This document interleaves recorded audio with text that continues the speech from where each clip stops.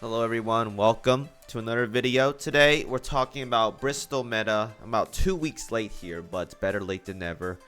How good she is she great, useful, or whatever? Let's go ahead and find out. So I'm gonna open up the original one as well too, because they are the same rarity. The first one, the original one, does have its use in chapters like 14 and even to some extent 15 as well. It's a pretty good ship, I will say that. Very good for the evasion reduction that she gives. But my biggest issue with her is that like the DPS isn't like amazing compared to like other DDs, especially UR ones. But she's not a bad utility ship by any means. So hopefully the new one changes up. So stats we got 120 for Bristol meta is gonna be 2586 on the health, 147 on the firepower, 409 on torpedo, 241 on anti-air, 259 on the reload, 230 on the evasion, light armor, 41 speed, 262 on the hit, 78 on the luck, 234 on the ASW, and 11 on the oil cost. So this one has more torpedoes. Yeah, like straight up like just flat 34 more torpedo compared to the original Bristol, which is very nice. 8 more firepower, 60 more HP, 8 more anti-air, like 30 more reload.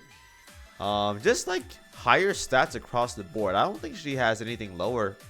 Yeah, everything is higher compared to the original one, so that's already a good start. The gear efficiencies we have are 135, 135, and 160. DD guns, torpedoes, and anti-air 121. This one should be about the same, I think. Yeah, it is about the same. Alright, so nothing changed there. Permastats at 120. We got +2 HP for DDs. Honestly, I want to take a look. Like, if we're getting to the point now where we have like a sufficient amount of perma HP stat for DDs, that's actually pretty good. 260. I don't think that's right.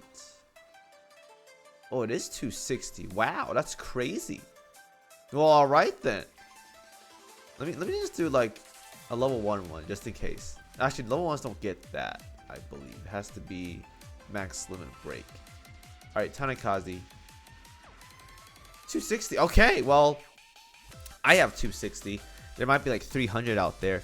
That's actually a pretty good amount of perma HP we got in the game going on as of right now. So, stacking more of those is actually very, very good. I like it. Now, as for the skills, Cosmos Colored Halo. Every 10 seconds fires a level 10 special barrage and increase this ship's critical rate by 8% for 5 seconds. Okay, a little bit of a damage increase and a barrage. I think, yes, every 10 seconds. So that's actually pretty neat. That's pretty good. The yellow skill, I see everything. Increase this ship's firepower and accuracy by 10%. Every 20 seconds, this ship points her lantern forward.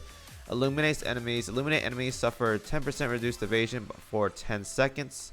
So similar to this other skills right here. Every 20 seconds points the lantern forward.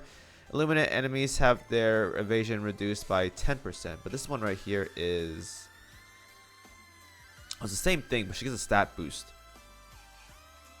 Yeah. So she just gets a stat boost for this one. That's the only difference. Let's see. I see everything. Lights goes out. Okay. So damage boost. We get 8% crit, 10% firepower, and 10% evasion. Okay, so that's pretty much the same thing. Sikkim data 857. Every 15 seconds, data 857 decreases the evasion of a random enemy by 5% and continuously deals damage to it for 8 seconds.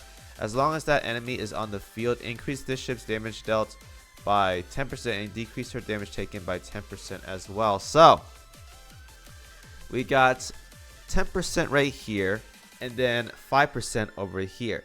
Now if you do this for boss content, this is actually not too bad. Like, I think it's about the same tier as Tralfalgar, maybe a little bit worse, but let me see. Tralfalgar, she decreases evasion by what? By 10%.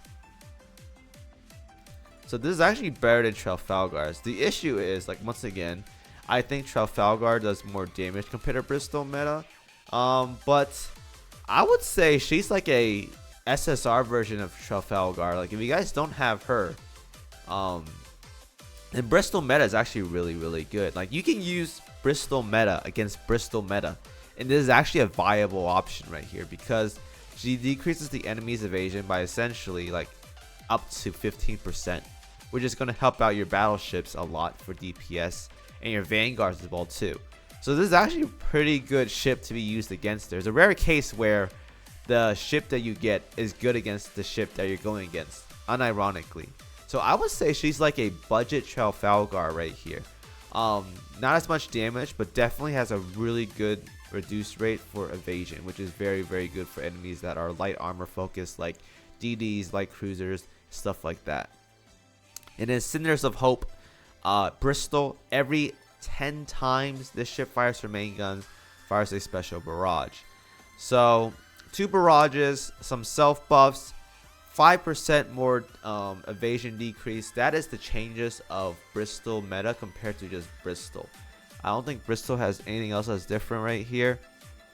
She gets I guess she gets a 15% critical rate increase and 15% accuracy, but she doesn't get the firepower, which is damage, like that's like raw damage increase right there. So missing the 10% firepower. Torpedo is significantly higher as well. I would say, yeah, I would definitely just use this over just like Tralfalgar if you guys don't have Tralfalgar. Like I think she's a very good budget Tralfalgar for any kind of evasion reducing content that if you guys really need it. Is she better than say like Aurora? I don't think so. Aurora decreases by a lot. Yeah, 20%. Like this is insane. So I would say like, honestly, like I think Aurora is like, in my eyes, Aurora is like benched, man. I can't see using Aurora over like Bristol meta these days. I think I would use Bristol meta over Aurora. Like that's just me. Like that's how I see it, especially for boss content. I think that's just straight up better. But the issue is uptime, because this right here is 100% uptime, whereas Bristol meta, this uptime is like you have like a 3-second interval at 20 to 23 seconds. So it's not bad. The uptime is just worse. Tralfalgar's is just 10% for 10 seconds.